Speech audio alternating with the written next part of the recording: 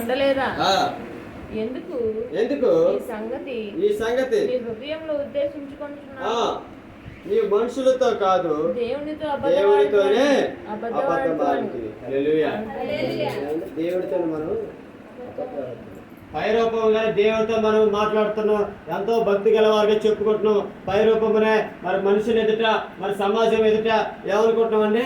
మేము మతం మార్చుకున్నామండి, మేము దేవుని నమ్ముకున్నామండి, మేము ఏమండి పరిశుద్ధాత్మ నిండుకున్నామండి, నా మీద ఆత్మ వచ్చిందండి. ఇవన్నీ ఏమండి తెలుపుతుంది కాదు. హల్లెలూయా. ఒకవేళ వాస్తవంగా అనుకుంటే అండి మన హృదయం మనమే మోసపరుచుకుంటాం. మన హృదయం సాతానికి అప్పగించబడేదట. ఇదిగో అంటున్నాడు, నువ్వు దేవుని చేత నువ్వు ఏమండి దేవుడికి నువ్వు అబద్ధంలో ఆడితివి. హల్లెలూయా. దేవుని మోసపరిచాడట మన హృదయము. ఏమండి దేవుడిని మోసపరిచిందట. అక్కడ సాతాను అంటున్నాడు, ఇదిగో నువ్వు దేవునితోనే అబద్ధం ఆడితివి కనుక అననీయ ఈ మాటలు వినిచుండగానే అక్కడికక్కడే ప్రాణము విడిచేది. హల్లెలూయా.